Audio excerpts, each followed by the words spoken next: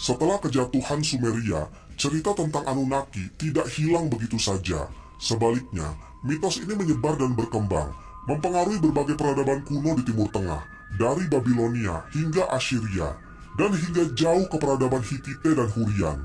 Pengaruh Anunnaki terasa dalam berbagai aspek kebudayaan dan keagamaan. Salah satu contoh yang paling signifikan dari pengaruh Anunnaki adalah dalam mitologi Babilonia. Banyak dewa yang awalnya merupakan bagian dari Pantheon Sumeria diadaptasi ke dalam kepercayaan Babilonia dengan sedikit modifikasi. Misalnya Enlil dan Enki, dua dewa Anunnaki yang sangat penting, menjadi bagian penting dari kepercayaan Babilonia.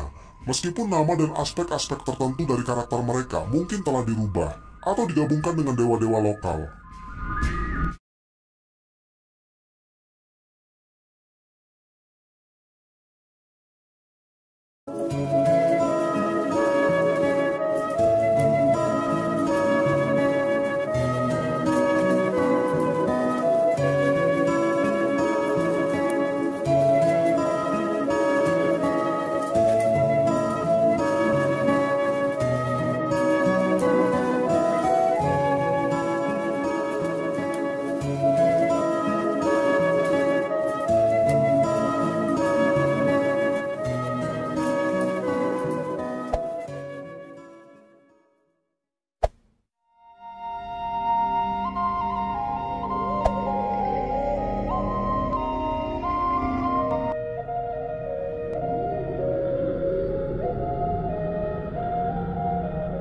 Anunnaki adalah tokoh dalam mitologi Sumeria yang sering dihubungkan dengan dewa-dewi dari langit.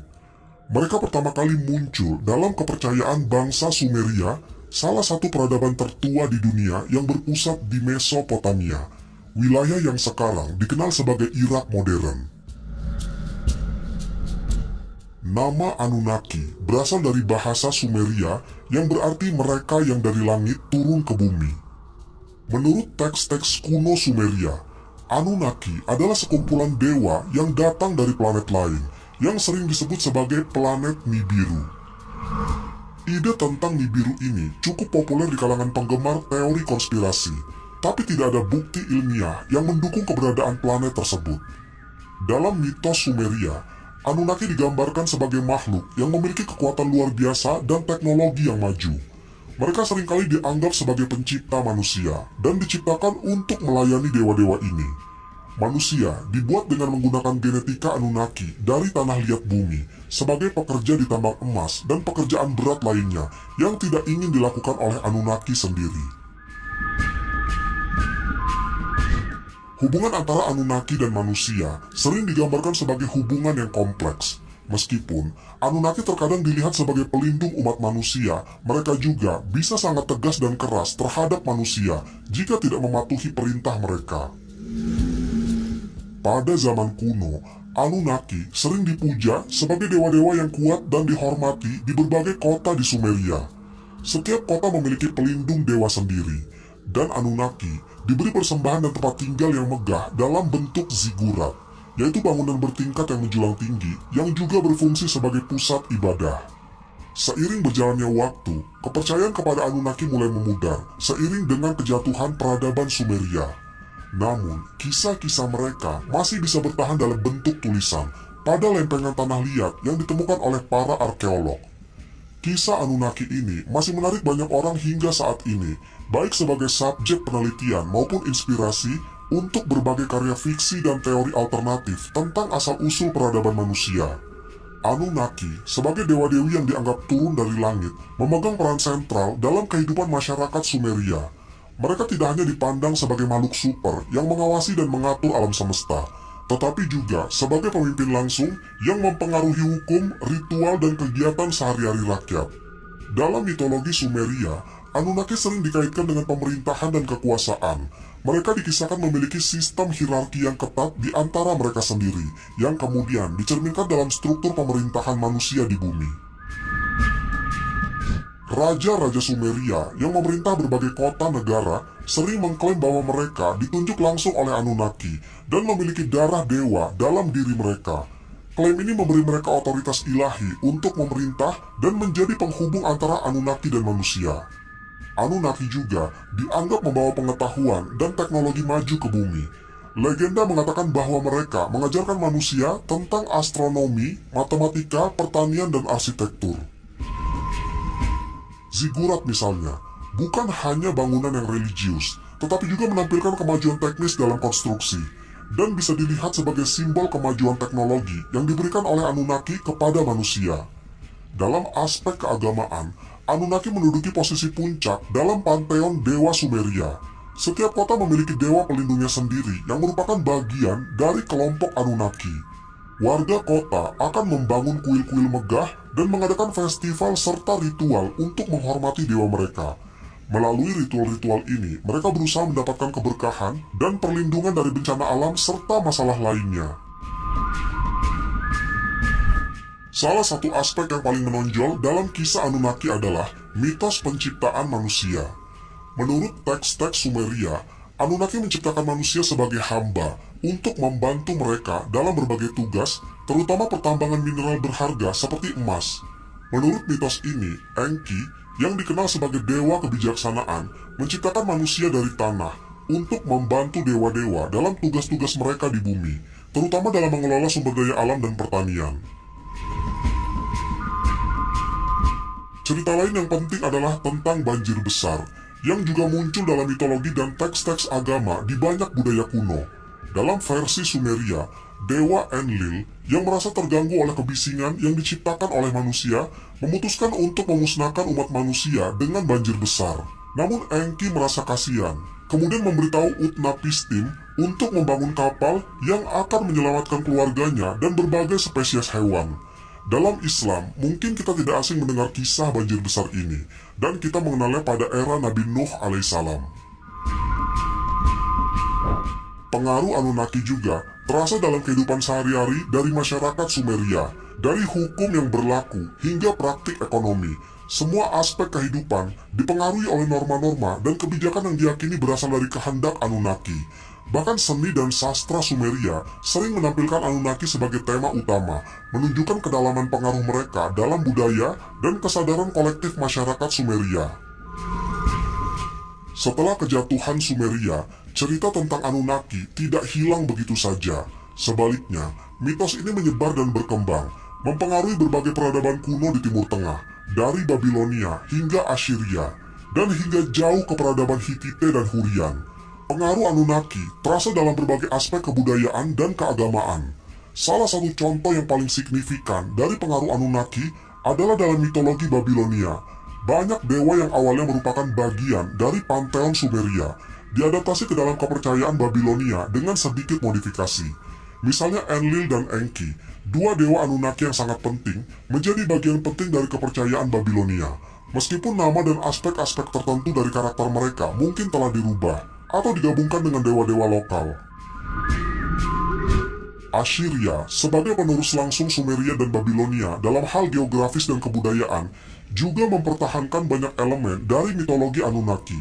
Dewa-dewa seperti Ishtar dan Ashur menunjukkan karakteristik yang bisa ditelusuri kembali ke Anunnaki. Lebih jauh lagi, mitos Anunnaki juga menyebar di peradaban Hurrian dan Hittite. Di Hurrian, Anunnaki diinterpretasikan ulang sebagai kelompok dewa yang disebut sebagai Kumarbi Cycle, yang menceritakan tentang dewa-dewa dengan kekuatan besar dan kisah-kisah tentang penciptaan serta konflik antar dewa. Penyebaran cerita tentang Anunnaki dari satu peradaban ke peradaban lainnya seringkali terjadi melalui jalur perdagangan dan interaksi budaya. Pedagang, penjelajah, dan diplomat membawa cerita-cerita ini sebagai bagian dari budaya mereka yang kemudian diadaptasi sesuai dengan kebutuhan dan kepercayaan lokal. Pengaruh Anunnaki mencapai tingkat yang lebih dalam aspek filosofis dan historis dari beberapa kebudayaan. Cerita tentang dewa-dewa yang datang dari langit dan menciptakan manusia untuk tujuan mereka menimbulkan pertanyaan tentang asal-usul umat manusia dan peran kita dalam alam semesta. Ini memicu diskusi dan spekulasi yang bertahan sampai era modern, terutama dalam genre fiksi ilmiah dan teori konspirasi tentang peradaban kuno dan asal-usul manusia. Dalam era modern, mitos Anunnaki telah mengambil bentuk baru berkat perkembangan teori konspirasi, fiksi ilmiah, dan penelitian alternatif tentang asal-usul manusia. Walaupun banyak dari interpretasi ini tidak didukung oleh bukti ilmiah yang konkret, mereka telah membantu mempopulerkan kisah Anunnaki dan menarik perhatian publik ke misteri-misteri peradaban kuno. Salah satu cara terpopuler yang menghidupkan kembali cerita Anunnaki adalah melalui teori astronot kuno. Menurut teori ini, yang dipopulerkan oleh penulis seperti Erich von Däniken dan Zecharia Sitchin, Anunnaki bukanlah mitos, tetapi pengunjung nyata dari planet lain yang datang ke bumi ribuan tahun yang lalu.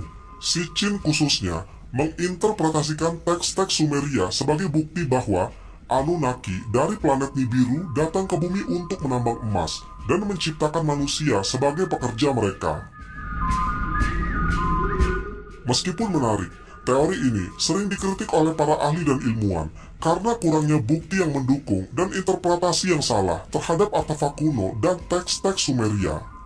Dalam dunia fiksi ilmiah, Anunnaki sering digambarkan sebagai makhluk yang maju dan misterius, menginspirasi cerita-cerita tentang alien, perjalanan antariksa, dan peradaban tersembunyi. Mereka menjadi tokoh-tokoh dalam plot yang melibatkan konspirasi global, teknologi alien yang ditemukan kembali, dan skenario akhir dunia.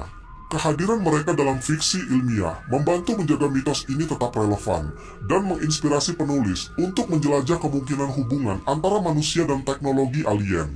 Anunnaki juga telah menjadi topik populer dalam dokumenter, film, dan program televisi yang menjelajahi misteri peradaban kuno dan teori konspirasi.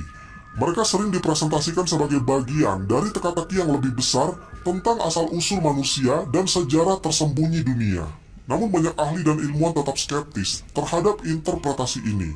Kritik utama adalah bahwa banyak dari teori ini didasarkan pada interpretasi yang salah atau selektif terhadap data arkeologis dan sejarah. Para peneliti menekankan pentingnya membedakan antara interpretasi tekstual dan bukti arkeologis konkret saat mengeksplorasi sejarah kuno. Pertanyaan tentang Anunnaki dan peran mereka dalam sejarah manusia telah mendorong diskusi yang lebih luas tentang bagaimana kita memahami masa lalu dan memproyeksikannya ke masa depan. Ini juga memicu pertanyaan filosofis tentang apa artinya menjadi manusia, bagaimana peradaban berkembang, dan bagaimana kita menginterpretasikan bukti sejarah.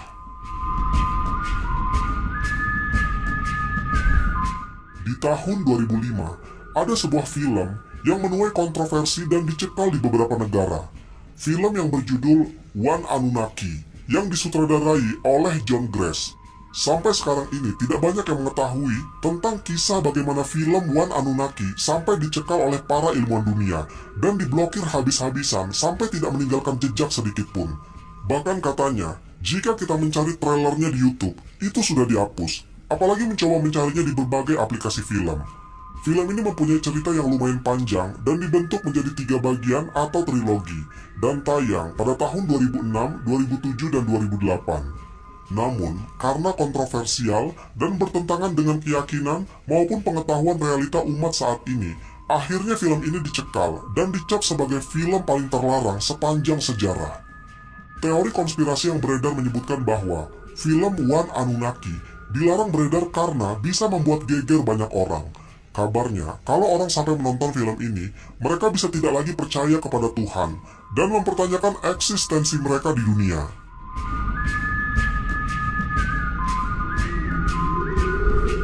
Kisah tentang Anunnaki memang jauh lebih tua daripada Al-Quran, yang menjelaskan bahwa manusia pertama adalah Adam dan diciptakan langsung oleh Allah Subhanahu wa Ta'ala. Tentu saja, pemahaman tentang Anunnaki dalam sudut pandang Islam sangat melenceng jauh dari apa yang Allah Subhanahu wa Ta'ala dan Nabi-Nya sampaikan. Bisa jadi, zaman Anunnaki ini merupakan zaman di mana manusia masih menyembah berhala. Zaman di mana sebuah kota masih diliputi kebodohan, yang berdoa meminta sesuatu kepada benda atau patung, yang notabene patung itu pun bahkan tidak sanggup menolong dirinya sendiri. Sebuah zaman yang gelap, di mana tak ada seorang nabi yang menjelaskan siapa Tuhan yang menciptakan mereka, atau ada seorang nabi di tengah-tengah mereka, namun mereka dustakan apa yang nabi itu telah sampaikan kepada mereka. Dalam Islam, tidak ada ruang untuk menerima bahwa makhluk dari luar bumi atau alien, atau dewa-dewa kuno dari mitologi lain, memiliki peran dalam penciptaan atau pembimbingan manusia. Sebagaimana penciptaan hanya bersumber dari Allah Subhanahu wa Ta'ala, Sang Pencipta manusia. Dan sungguh, Kami telah menciptakan manusia dari tanah liat kering dan dari lumpur hitam yang diberi bentuk. Al-Quran, Surat Al-Hijr, ayat ke-26.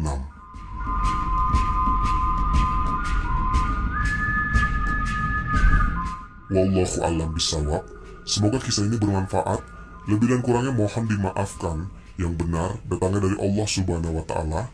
Khilaf atau keliru itu datangnya dari saya pribadi sebagai manusia biasa.